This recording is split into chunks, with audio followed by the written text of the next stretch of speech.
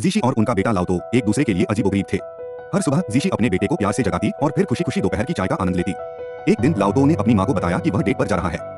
जीशी जो सोच रही थी कि वह कौन है, तब हैरान रह गई जब लाओतो ने उत्साह से कहा, मैं तुम्हें अपनी होने वाली बहू से मिलवाने जा रहा हूँ। जीशी का चेहरा उतर गया और वह गुस्से में आ गई, लेकिन उसने तुरंत अपना गुस्सा नहीं दिखाया। इसके बजाय उसने अपने बेटे की तारीफ करने का नाटक किया। जैसे ही लाओतो घर से बाहर निकला, जीशी का गुस्सा फूट पड़ा। उसने मेज पर रखी हर चीज गिरा दी और एक शीशे पर मुक्का मारा। उसे अपने हाथ के दर्द का एहसास नहीं हुआ, बल्कि उसके दिल को चोट पहुंची थी। जल्द ही लाओतो और कुइहुआ की शादी हो गई। दोनों नवविवाहित जोड़े अपनी खुशी में इतने खोए हुए थे कि वे जीशी के असली चेहरे को नहीं देख पाए। अपने बेटे के सामने माँ ने नर्म और दयालु होने का दिखावा किया, लेकिन उसकी पीठ पीछे वह बहुत कठोर हो जाती थी। कुइहुआ ने पूरी लगन से अपना काम किया और एक दिन उसने भुने हुए केकड़े बनाए। जीशी ने शोरबा चखा और गुस्से से कहा, यह घोड़े के पेशाब से भी बदतर है। कुइहुआ कुछ समझाती उससे पहले ही जीशी ने उसके हाथ से कुल्हाड़ी छीन ली और पागलों की तरह सब्जियां काटने लगी। इसके बाद जीशी का गुस्सा बढ़ता ही चला गया। एक बार उसने कुइहुआ को सीढ़ियों से नीचे धक्का दे दिया। एक और दिन वह देर रात उनके कमरे में घुस गई, जिससे दोनों की नींद खुल गई।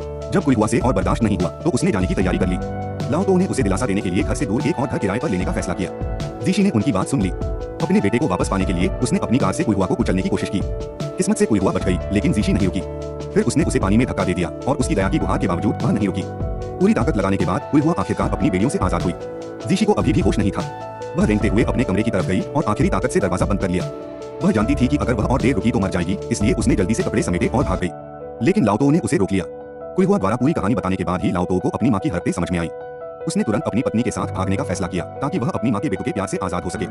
अचानक जीशी के हाथ में एक जानलेवा चाकू आ गया। जब लाओतो अपनी माँ से जूझ रहा था तो उसका पैर फिसल गया और चाकू गलती से उसकी छाती में जा लगा, जिससे उसकी सांस रुक गई। जीशी ने हर चीज के लिए कुइहुआ को दोषी ठहराया। कुछ समय बाद उसे अपनी सास का फोन आया, जिन्होंने लाओतो की बीमारी का बहाना बनाकर उसे धोखे से वापस बुला लिया। जैसे ही कुइहुआ धीरे धीरे अपने पति के पास गई और उसका हाल जानने की कोशिश की, उसके सिर पर एक डंडे से वार किया गया। जब उसे होश आया तो उसके हाथ पैर बंधे हुए थे। जीशी ने अपनी पुरानी छड़ी उठाई और कुइहुआ की दया की गुहार के बावजूद उसके शरीर पर बार बार वार किया। इस मुश्किल घड़ी में कुइहुआ की सबसे अच्छी दोस्त उसकी मदद के लिए आई और उसकी जान बचाई। इसके बाद दोनों जल्दी से वहां से भाग गए। कमरे के अंदर माँ धीरे धीरे अपने बेटे के पास आई और चाकू से अपनी कलाई काटकर आत्महत्या कर ली। कहानी कुइहुआ के अटलांटिक महासागर में पहुंचने, उनकी राख को मिलाकर पानी में बिखेरने के साथ समाप्त होती है, इस उम्मीद में कि अगले जन्म में वे प्रेमी बनेंगे और कभी माँ बेटे नहीं बनेंगे।